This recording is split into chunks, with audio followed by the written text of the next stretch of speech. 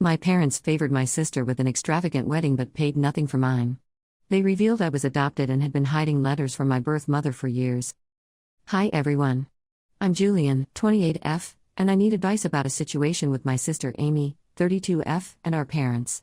It's a complicated story, so bear with me. Amy and I grew up in Millbrook, a small town in upstate New York. Our dad, Robert, 58M, owns Millbrook Hardware, the town's go-to store for all things home improvement. He started it from scratch when he was just 25 and built it into a successful business. Our mom, Linda, 56F, has been teaching third grade at Millbrook Elementary for over 30 years. She's known as a fun teacher who always goes above and beyond for her students. Growing up, Amy and I had a typical sibling relationship. We shared a room until I was 10, which led to plenty of arguments over space and borrowed clothes. But we also had our good moments, staying up late to watch scary movies when our parents were out, or teaming up to convince them to get us a dog. We succeeded when I was 8 and Amy was 12, a golden retriever named Max who's still with them. As we got older, though, our differences became more pronounced. I was always studious and driven, getting straight A's without much effort. I joined every club I could, debate team, student council, volleyball. By senior year, I was class president and valedictorian. Amy, on the other hand, struggled more in school. She was smart but easily distracted, often forgetting homework or skipping classes to hang out with friends. She was more into art and music, spending hours in her room drawing or playing guitar. Our parents tried to be fair, but looking back, I can see how their treatment of us differed.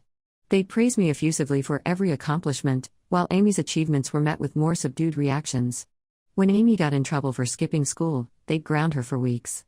But when I got caught sneaking out to a party senior year, they let it slide with just a stern talking to. After high school, Amy left for art school in New York City. I think she was eager to escape the small town and our parents' expectations. Meanwhile, I stayed local, attending the state university just 30 minutes away. I majored in business, with a vague idea that I might take over Dad's store someday. During college, Amy and I grew apart. She'd come home for holidays, but always seemed eager to leave. She'd talk about her cool city friends and exciting art projects, making me feel boring in comparison. I threw myself into my studies and internships, trying not to feel jealous of her seemingly glamorous life. After graduation, I started working at Dad's store, helping to modernize their systems and expand their online presence. Amy stayed in the city, working various jobs in galleries and cafes while trying to build her art career. Our parents were proud of both of us, but I could sense their extra enthusiasm when talking about my work at the store. 5 years ago, Amy called with big news. She was engaged to her boyfriend Mark, a fellow artist she'd met in the city. Our parents were thrilled. Mom immediately started talking about wedding plans, and Dad offered to pay for everything. They told Amy to dream big and not worry about the cost. The wedding planning consumed our family for the next year. Mom and Amy were constantly discussing flower arrangements and seating charts. Dad seemed happy to write checks for whatever they wanted. The final event was at a beautiful vineyard upstate, with 200 guests, a live band, and a 5-course dinner. Amy looked stunning in a designer dress, and everyone said it was the wedding of the century for our small town. A year after Amy's wedding, I got engaged to my boyfriend Jake. We'd been together since college. He works as an accountant in town. When we told our parents, they seemed happy but not nearly as excited as they'd been for Amy. There was no talk of them paying for anything. Jake and I decided on a smaller wedding, thinking it made more sense financially. We had about 75 guests in my parents' backyard, with a local caterer and a DJ. It was nice, but definitely no frills. I tried not to compare the weddings, but it was hard not to notice the difference. Amy's had cost at least $50,000 from what I could tell, while Jake and I spent about $10,000 of our own money. I told myself it was because they'd already spent so much on Amy's wedding and couldn't afford to do it again. Still, it stung a little. Last month, everything changed. I was at my parents' house, helping Mom clean out their home office. We were going through old files when I came across a folder labeled A&M Wedding. Curious, I opened it. Inside were financial documents related to Amy's wedding, and I was shocked by what I saw. It turns out my parents had taken out a $100,000 loan to pay for Amy's wedding.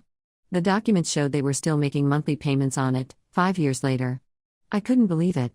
They'd gone into serious debt for Amy's wedding, then claimed they couldn't help with mine at all? I confronted my parents right then and there.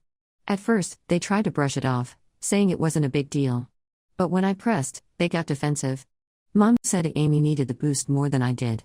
She talked about how Amy had always felt second best growing up, and they wanted to do something special for her. Dad chimed in, saying they would have helped with my wedding too if Jake and I had wanted something bigger. I was furious. I told them it wasn't about the money itself, but about the blatant favoritism and dishonesty. Why did they feel the need to lie about the wedding costs? Why offer to pay for everything for Amy, but nothing for me? I said I felt betrayed and manipulated. Their reaction made things worse. Mom started crying, saying I was trying to ruin Amy's happiness. Dad got angry, telling me I was being selfish and ungrateful. He even suggested that my jealousy of Amy was exactly why they had favored her with the wedding, to try to make up for my attitude toward her over the years. I left their house feeling hurt and confused. I called Amy to talk about what had happened, but she took our parents' side. She accused me of snooping and trying to cause drama. She said I was just bitter that her wedding was nicer than mine, and that I should be happy for her instead of complaining. Jake has been supportive but doesn't fully understand why I'm so upset. He thinks I should try to patch things up with my family for the sake of peace. But I don't know if I can get past this level of favoritism and deceit. I'm at a loss for what to do next. Part of me wants to demand a full explanation from my parents and an apology. Another part wants to cut off contact entirely. I'm worried about damaging my relationship with Amy even further, but I'm also angry that she's dismissing my feelings. Am I overreacting to this situation? Should I try to let it go for the sake of family harmony? Or do I have a right to be upset about the unequal treatment and dishonesty? How do I move forward with my family after this? Any advice or outside perspective would be greatly appreciated.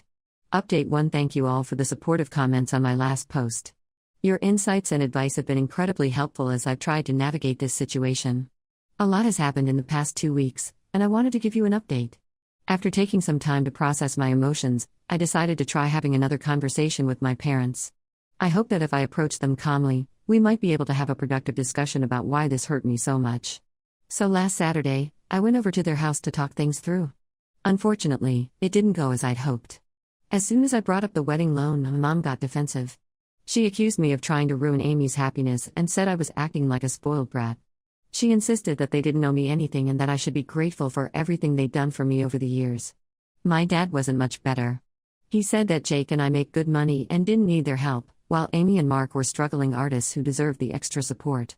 He talked about how proud he was that I was doing well in life and suggested that their favoritism toward Amy was because she needed more help to succeed. I tried to explain that it wasn't about the money itself, but about the inequality and dishonesty. I asked why they felt the need to lie about the wedding budget and hide the loan from us. They claimed they were protecting Amy's privacy and didn't want me to feel bad.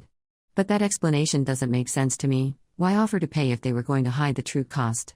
Things escalated when I brought up other examples of how they had always favored Amy, even before the wedding drama.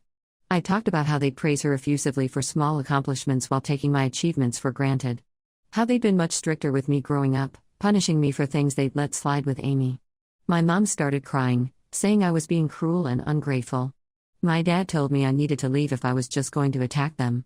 As I was walking out, my dad made a comment that stopped me in my tracks. He said, "Well, maybe if you were actually our daughter, we would have treated you the same." I was stunned. I asked what he meant by that, but he refused to elaborate, just telling me to get out of his house. I left feeling dazed and confused, my mind racing with possibilities. As soon as I got home, I called my older cousin Lisa.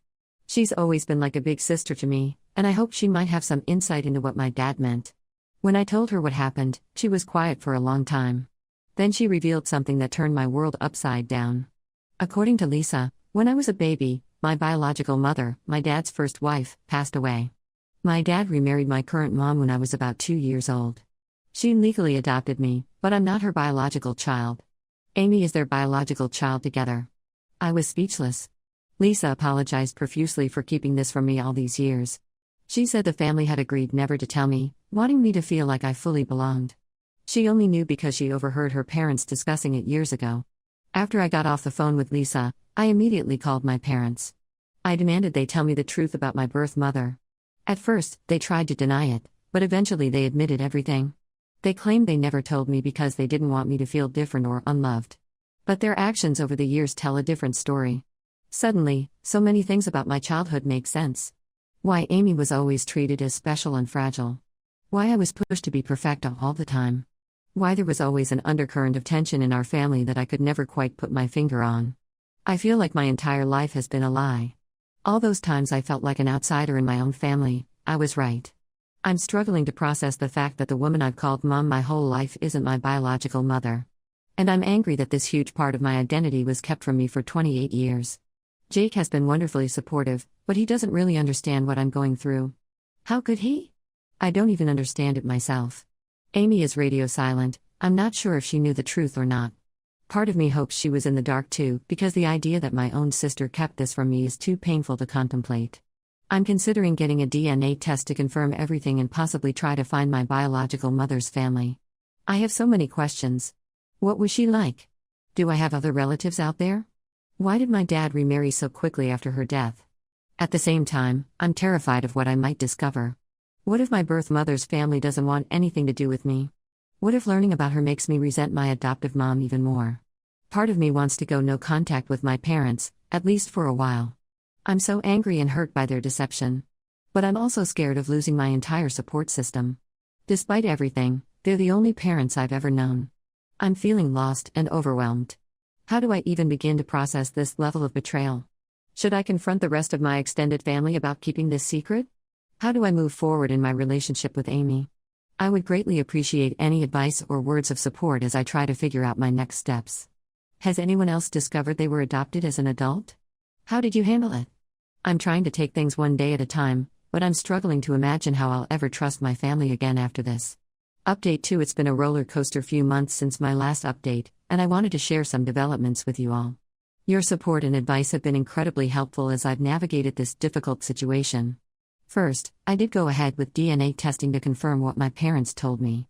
The results showed that my dad is indeed my biological father, but my mom, or I guess I should say my adoptive mom, is not related to me.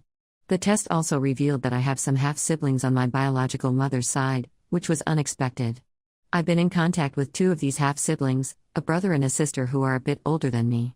They were shocked to learn about my existence but have been very welcoming. We've had several long phone calls and video chats, sharing family history and getting to know each other. It's been healing to learn about my birth mother, Julian, through their stories and memories. Apparently, Julian struggled with severe depression for much of her life. She had my older siblings when she was quite young and had difficulty coping with motherhood. By the time she married my dad and had me, her mental health had deteriorated significantly. My siblings say she was hospitalized several times for depression after I was born. This new information has made me reconsider some of my anger toward my dad. While I'm still hurt by the deception, I can understand why he might have wanted to shield me from the painful reality of my early childhood. It doesn't excuse lying to me for 28 years, but it provides some context. I also confronted my extended family about keeping this secret from me all these years. Most claimed they didn't know, but a few admitted they were aware and felt guilty for lying. My aunt, dad's sister, told me that the family had many arguments about whether to tell me the truth as I got older. She says she advocated for honesty but was overruled by my parents. Amy finally broke her silence about a month ago. She claims she only found out the truth when she overheard our parents arguing about it a few years ago, right before her engagement. Apparently that's what prompted them to go all out for her wedding. They felt guilty that she was upset about the secret and wanted to overcompensate. I'm still furious with my parents, but I've had a few conversations with them to try to understand their perspective. They maintain that they were trying to protect me, but admit they handled things terribly. My adoptive mom broke down crying, saying she always saw me as her real daughter and was terrified I would reject her if I knew the truth. My dad seems to vacillate between guilt and defensiveness. The most shocking development came last week. My parents invited me over, saying they had something important to tell me. When I got there, they handed me a stack of letters. They were from my biological mother, Julian. It turns out Julian didn't die when I was a baby like I was told. She had severe postpartum depression and left when I was an infant, unable to cope with motherhood. She would send letters and birthday cards for me over the years, which my parents intercepted and hid. The last letter was from just 2 years ago. Julian had terminal cancer and wanted to reconnect before she passed away. My parents never told me, and now it's too late. I'm devastated that I lost the chance to meet her and hear her side of the story. I don't know how to forgive my parents for this level of deception. They robbed me of the chance to know my biological mother and to make my own choices about that relationship. I'm struggling with feelings of grief for the mother I never knew and anger at the parents who lied to me my whole life. Jake thinks I should try to rebuild my relationship with my parents, saying they made mistakes but clearly love me. Amy wants us all to go to family therapy to work through this. I'm not sure I'm ready for either of those things. I've been seeing a therapist to help process everything, which has been helpful. But I'm still struggling with how to move forward. Part of me wants to take some time away from everyone to clear my head. Maybe travel for a while or look for a job in another city. I need space to figure out who I am and what I want without the weight of all these family expectations and lies. At the same time, I'm scared of losing the only family I've ever known. Despite their flaws, my parents did raise me and provide for me. And I'm just getting to know my half-siblings. I don't want to cut off those relationships when they're only beginning. I'm also grappling with what this means for my sense of identity. I always saw myself as the responsible, achievement-oriented daughter. Now I'm wondering how much of that was a reaction to feeling like an outsider in my family. Who am I without that role? I welcome any thoughts or advice as I try to chart a path forward. This journey of self-discovery is overwhelming, but I'm trying to stay hopeful that I'll come out stronger on the other side. Has anyone else been through something similar? How did you rebuild trust with family after a lifetime of lies? Update 3. It's been half a year since I discovered the truth about my family, and I wanted to give a final update on where things stand.